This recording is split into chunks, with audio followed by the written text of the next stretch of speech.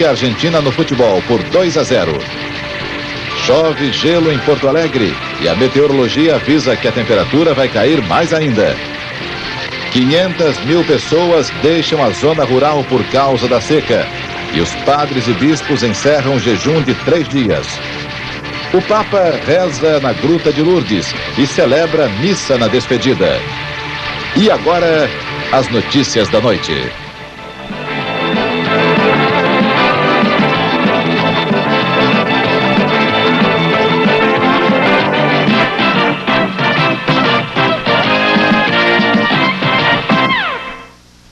Boa noite. Éder e Renato fora da Copa América. A decisão foi anunciada agora à noite no Equador pela Confederação Sul-Americana de Futebol e pegou de surpresa o técnico Parreira. Os dois estão suspensos porque foram expulsos em jogos supervisionados pela Confederação. Éder no jogo Flamengo e Atlético pela Libertadores, em agosto do ano passado. E Renato no mês passado, no jogo Grêmio e Peñarol em Montevidéu. Geraldo, ponta direita do Botafogo, deve viajar para Quito amanhã e entra no lugar de Renato. O substituto de Éder vai sair da equipe que já está no Equador. O presidente Figueiredo poderá vir ao Rio na próxima semana assistir ao casamento de uma sobrinha. Depois irá descansar no sítio dele em Petrópolis. Esta semana, o presidente Figueiredo vai receber em Brasília a visita de todos os ministros. Hoje, ele conversou por mais de 1 hora com o presidente em exercício, Aureliano Chaves, na Granja do Torto. Antônio Brito comenta esse encontro.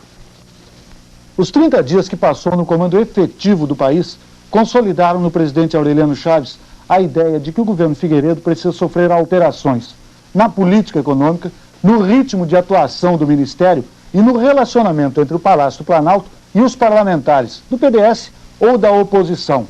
Dentro dos limites que a lealdade e a interinidade impunham, Aureliano chegou a dar algumas demonstrações nesse sentido. A partir de agora, com a volta do presidente Figueiredo ao país, começa uma, digamos, segunda etapa do governo Aureliano. Ele vai se limitar ao essencial nesses 15 dias que faltam até que o presidente Figueiredo reassuma. A conversa de hoje na Granja do Torto deve ter servido como um exemplo da situação, digamos, peculiar que Aureliano enfrenta. É contra uma série de coisas, mas jamais será dissidente. E no campo específico da sucessão, não concorda com a forma como estão sendo encaminhadas as negociações e as pretensões. Se mantém dentro da corrida sucessória, mas não pretende alterar o seu estilo e fica à espera de que sejam alteradas, isto sim, as regras do jogo, para só então passar a ter condições concretas de aspirar à presidência. O decreto 2045, que reforma a política salarial, deve ser lido amanhã no Congresso. A partir da leitura, o decreto tem 60 dias para ser aprovado, rejeitado ou para passar por decurso de prazo. A tendência dos partidos de oposição é no sentido de dar número, quer dizer, garantir a presença em plenário de 12 senadores e 80 deputados. Esse número é suficiente para que a matéria seja lida. Não é assim, deputado? A matéria é de suma importância e o partido se reunirá amanhã, pela manhã, com sua liderança e vice-líderes para definir a sua posição em plenário. Dentro do partido, a tendência é no sentido de que a matéria, o quanto antes, seja debatida e votada a fim de que o projeto seja rejeitado. Embora sem confirmação oficial, está praticamente certo que o relator do decreto vai ser o deputado pernambucano Nilson Gibson, do PDS. A presidente do PTB, Ivete Vargas, participa amanhã em Brasília do almoço semanal dos líderes da oposição. O presidente do PMDB, Ulisses Guimarães, garantiu hoje que o partido dele fechará questão contra o decreto 2045 e que o PDT e o PTB farão a mesma coisa. Depois sorriu e disse: agora temos um entendimento perfeito com o PTB. Mas a verdade é que esse entendimento do PMDB com o PTB nem sempre foi tão perfeito como afirma o deputado Ulisses Guimarães. E é exatamente sobre isso que Enio Peste fala.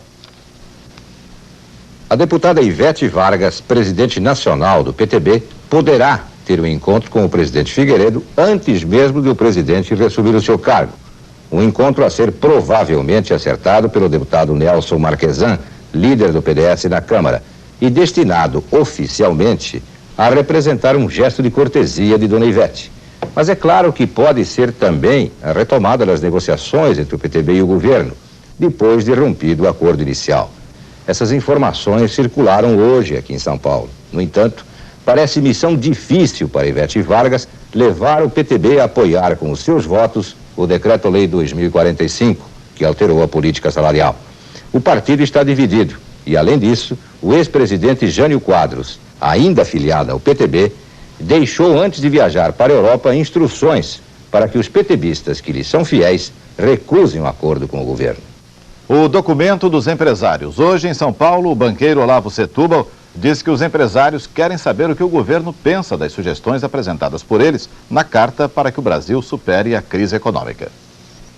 Ela foi entregue ao vice-presidente Aureliano Chaves em audiência com o deputado Herbert Levy, com o objetivo de colocá-lo ao par das ideias que os empresários entendem devam ser debatidas por toda a sociedade.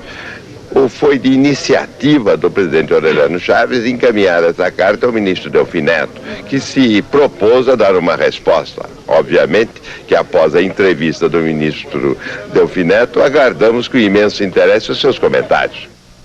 A política econômica brasileira foi tema hoje de um editorial do jornal New York Times. O comentário é de Paulo Francis.